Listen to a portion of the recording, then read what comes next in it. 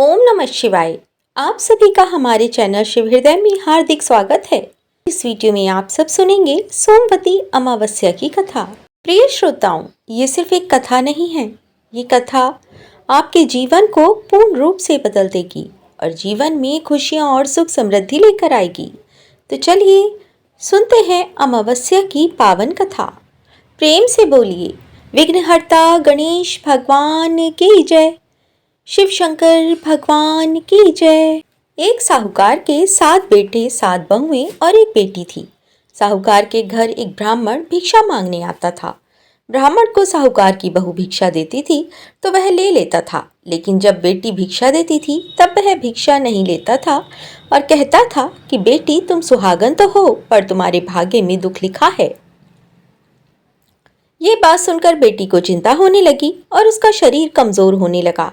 तब एक दिन उसकी माँ ने उससे पूछा कि बेटी, तुम इतनी चिंता क्यों करती हो और इन दिनों इतनी कमजोर क्यों दिखाई देती हो। तब उसने बताया कि एक ब्राह्मण भिक्षा मांगने आता है जो कहता है कि बेटी, तुम सुहागिन हो लेकिन तुम्हारे भाग्य में दुख लिखा है। ये बात सुनकर उसकी माँ ने कहा कि अगर वह ऐसा कहता है तो मैं कल उससे बात करूंगी।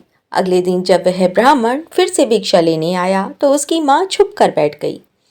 जब बेटी भिक्षा देने लगी तो ब्राह्मण ने फिर से वही बात बोली। इतनी बात सुनकर उसकी माँ बाहर निकल कर आई और बोली, एक तो हम तुम्हें भिक्षा देते हैं और तुम ऊपर से हमें कोसते हो। तब ब्राह्मण बोला कि मैं कोसता नहीं हूँ, जो सच है वही बोलता हूँ, जो इसके भाग्य में लिखा है वही कहता हूँ। तब माँ ने ब्राह्मण से कहा कि तुम्हें ये पता है कि इसके भाग्य में दुख लिखा है, तो ये भी बता दो कि वह कैसे दूर होगा। तब ब्राह्मण बोला कि 7 समुंदर पार एक सोना धोबन रहती है जो सोमवती अमावस्या का व्रत करती है। अगर वह आकर अपना फल दे दे तो इसका निवारण हो सकता है, नहीं तो विवाह होते ही इसका पति मर जाएगा, उसे सांप डस लेगा। ये बात सुनकर माँ बहुत रोने लगी और सोना धोबन की तलाश में जाने लगी। चलते चलते रास्ते में तेज धूप पड़ने लगी तो साहूकारनी एक पीपल के पेड़ के नीचे बैठ गई।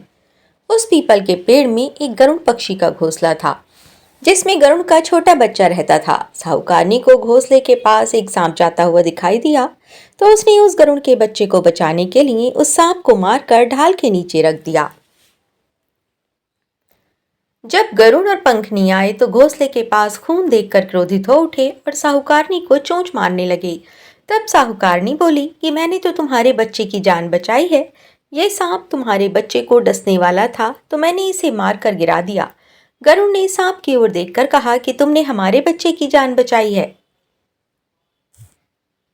अब तुम्हें जो मांगना है मांगो। तब साहूकारनी बोली कि मुझे 7 समुंदर पार सोना धोबन के घर छोड़कर आओ। गरुड़ ने साहूकारनी को अपनी पीठ पर बैठाकर 7 समुंदर पार सोना धोबन के घर छोड़ आया। वहां जाकर साहूकारनी ने सोचा कि सोना धोबन को कैसे राजी किया जाए। सोना धोबन के 7 बेटे और 7 बहुएं थीं। उसकी 7 बहुएं काम को लेकर रोज लड़ाई करती थीं और काम भी नहीं करती थीं। रात को जब सब सो जाते थे तो साहूकारनी सोना धोबन के घर जाती है और घर का सारा काम करती है। गायों को नहलाती है, घर की साफ सफाई करती है, रसोई का सारा काम संभालती है, चौका बर्तन करती है, आटा पीसती है, कपड़े धोती है, पानी भरती है और दिन होने से पहले चली जाती है। बहुएं सोचती थीं कि ये सारा काम कौन कर रहा है, लेकिन कभी एक दूसरे से पूछती नहीं थी कि ये सारा काम कौन कर रहा है।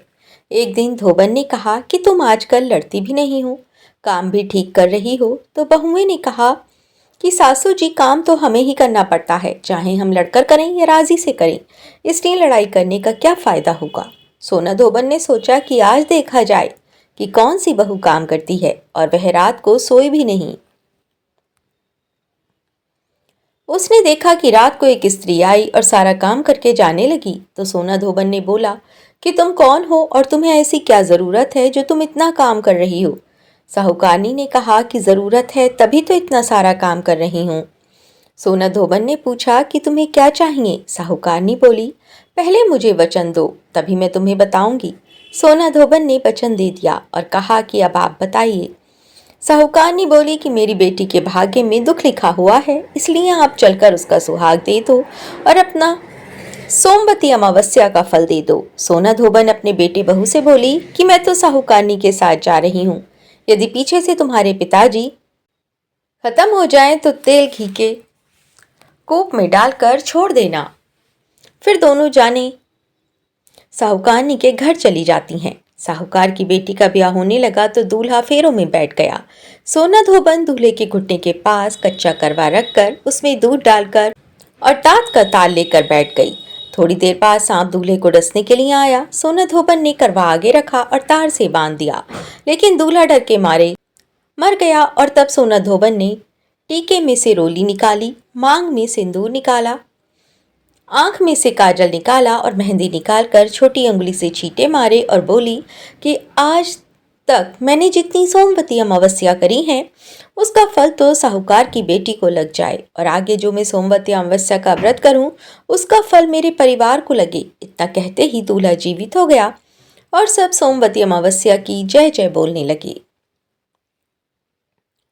सोना धोबन वापस जाने लगी। तब साहूकारनी ने कहा कि तुमने मेरे जवाई को नया जीवन दिया है, इसलिए तुम कुछ भी मांग लो। तब सोना धोबन बोली कि मुझे तो कुछ भी नहीं चाहिए, सिर्फ एक हांडी दे दो। वह हांडी लेकर चली जाती है और रास्ते में सोमवती अमावस्या आती है तो सोना धोबन हांडी की 108 परिक्रमा लगाकर पीपल के पेड़ के नीचे गाड़कर घर आ जाती है।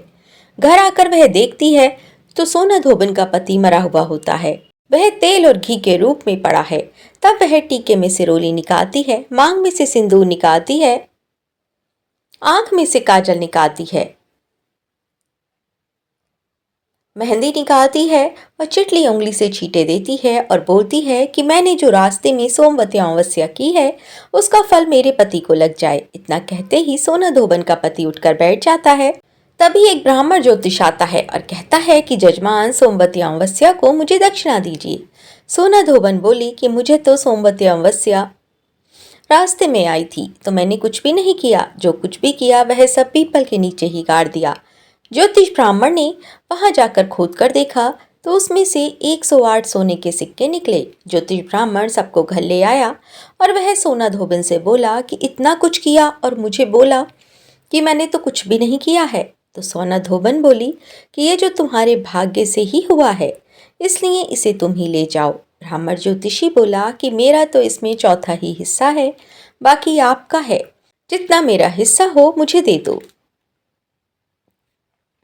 और कैसा कहकर ज्योतिष चला गया। सारी नगरी में उसने बोल दिया कि सब सोमवती अमावस्या का व्रत कीजिए। हे सोमवती अमावस्या, जैसा साहूकार की बेटी को सुहाग दिया वैसा सबको देना। सोमवती अमावस्या की कहानी कहने वाले को, सुनने वाले को और हुंकार भरने वाले को और अपने पूरे परिवार को देना। जय सोमवती अमावस्या।